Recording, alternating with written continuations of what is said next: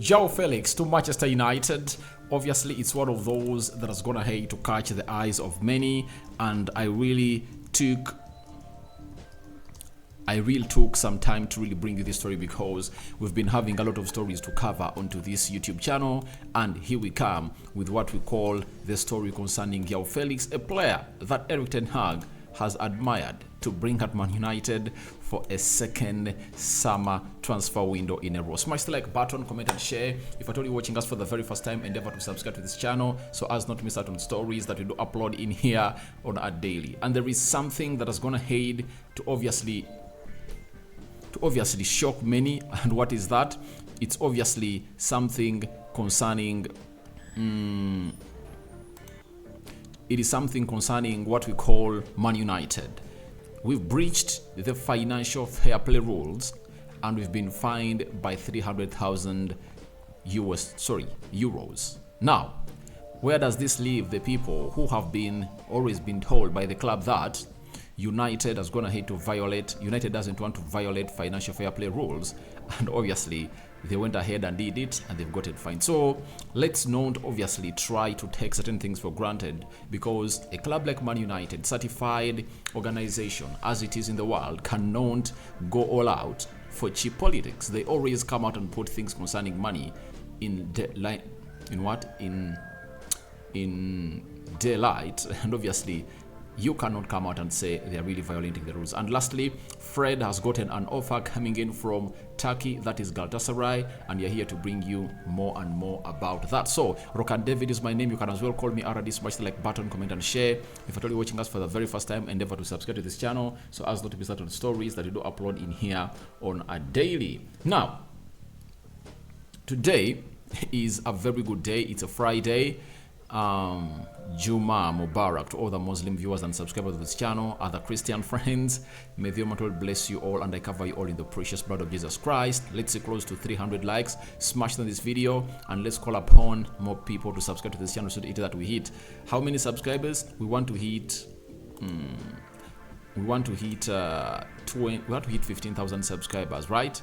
And I think we are going to hit that mark in a nick of time, because you guys have shown that support and always been with us to see that you go ahead and obviously do the needful as it stands. Now, we have this story coming in from the ABCES, obviously that is Spain, 2.2 million followers on Twitter. They've gone ahead and confirmed us that Man United have made contact about the possibility of signing Joao Felix. The player is seduced by the idea of staying in London and will leave Atletico Madrid likely on loan. Manchester United, Newcastle and Aston Villa are the three clubs trying to sign Joao Felix. Now, us contacting Joao Felix, I think after Erik ten Hag discovering that he can only sign one player or one centre forward this summer transfer window, he has gone ahead not to obviously force things to happen at the club of Man United, and he has decided to continue going with what is the possible, or going with the possibility that can happen at the club of Man United. So after that, we found ourselves in a situation that we are really short of these players that play into the forward positions, and there might be a possibility of United signing a player on loan known as Joao Felix. And my worry is how much, right, Atletico Madrid will put on to us the loan fee for Joao Felix. Remember last season, for just 6 months, they made Chelsea pay £10 million loan fee, and they made Chelsea to pay all his salaries. Now, when you add £10 million plus the 6 months of Chelsea paying £250,000 a week, that is 6 months, that is close to £12 million. In total, you would have gone ahead to spend close to £22 million a full season for Joao Felix, yet that player is not a permanent asset. And trust me, there is a player known as Taremi who plays as a centre forward for FC Porto, proven, is going to hate to pour in those goals as required. and it cost only 15-16 million pounds. This is where I ask myself that how are we going to do this business? Amid is us wanting players like Joao Felix on loan, the hard situations placed on him, see to it that he really thrives through as a United player on a loan, are really ridiculous for me. I don't really fancy them, and I don't call for them to be some of the basics put up, see to it that they take on United to that side. So to me, I really feel that Joao Felix is a very good player. Ten Hag has always wanted him. Remember, we made a bid of 90 million euros in the summer of 2022. It was rejected. That's why we found ourselves in a situation of going to sign Anthony on a permanent deal. So it's really ridiculous that Manchester United is really thinking of such, and the contract has been made, forgetting that they made Chelsea to pay £10 million loan fee for 6 months. Now, how much do you think they're going to make United pay for that pursuit? You know, that is what I really wonder. And have United really looked through how much they're going to pay on loan to get into that deal over the line? That is something that we should all pay a lot of attention to, as most of the people are really snubbing that and just excited on the coming in of Joao Felix. But he's a very good player. He literally plays in all the 4 attacking positions of the pitch. He can play the Bruno Fernandes role, he can play the Anton role, he can play the Marcus Rashford role. He can also lead the line as a false number 9. So, to me, going in for a player like him, I'd rather go for the 30-year-old certified centre forward, because all what we will need is not wide players. You saw Amad Diallo over, I think it was Wednesday, the way he really put up the show. We have wide players. Marcus Rashford can play as a left attacking midfielder. The same applies to Garnacho. The same applies to Sancho. The same applies to Anton Martial.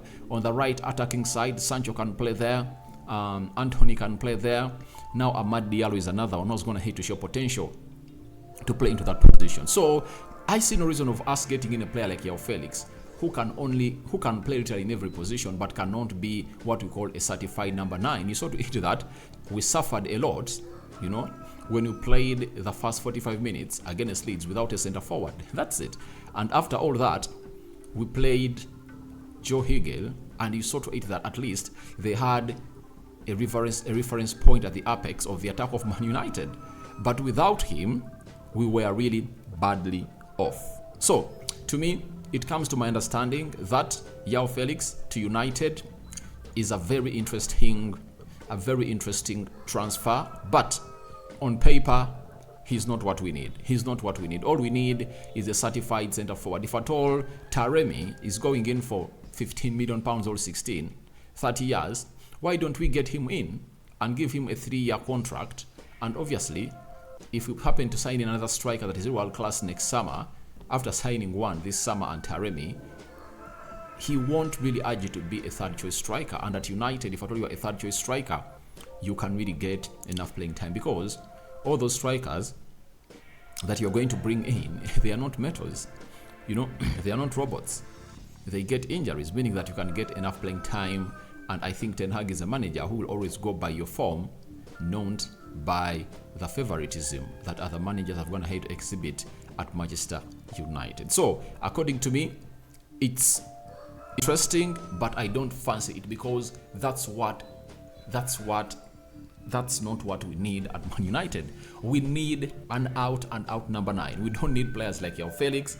And why we've made contact, I don't know why, because the amount of money we are going to spend onto this player can be used to get in a certified player that can lead the line for the next 1 year, and then we can even sell off that player. You know, if Taremi was at Man United and scored 30 goals a season, if you are to sell him off, you can get like £40 million or 30.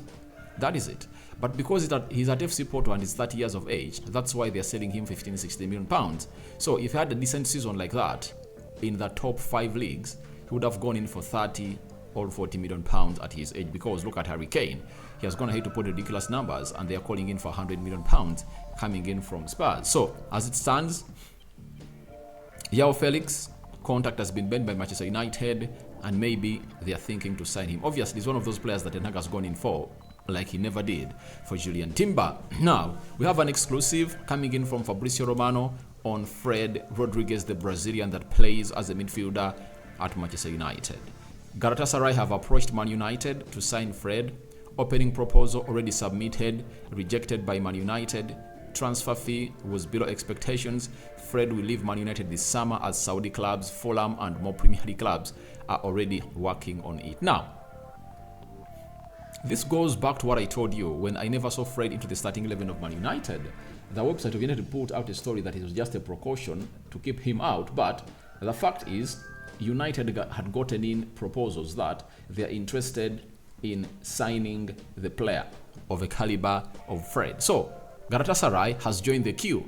Before this story came in through, we knew that Fulham and some Saudi clubs were interested in signing Fred, and here we come to get a story that is not only those two, and Galatasaray is going to have to join the queue of those clubs that are dying to get the signature of Fred Rodriguez into their cupboard. So as it stands, it's really good to see that we are getting more and more suitors for Fred, and that will really see United earn close to £30 million from the sale of Fred. And if we can get £30 million for Fred, that means we can easily get Sofiane Amrabat. And that's why they kept him out of action as we played against Leeds, because he traveled with the club.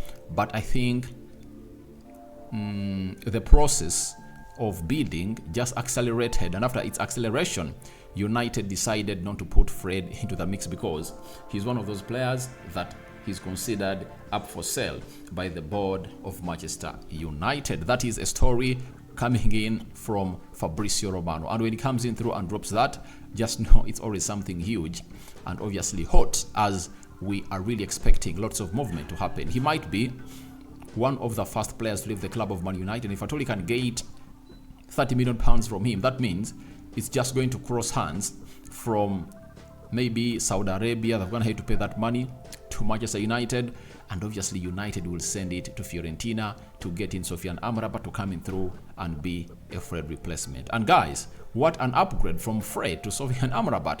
That is a very huge development, but we ask ourselves, United are really slow actors. Now, how fast are they going to act to see to it that a player of a caliber of Fred is sold and the money is obviously got in to get the deals over the line? I'm just uncertain about it, of crossing that money to Fiorentina, because United are really searching for centre forward. They might get that money and obviously add it onto the that they have to get in a centre forward at the club of Man United. But all in all, it will be business decided by Erik Ten Hag on what the club is supposed to do. So United have been fined 300,000 euros.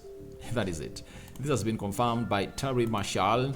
He works for the Manchester Evening News as a senior football writer.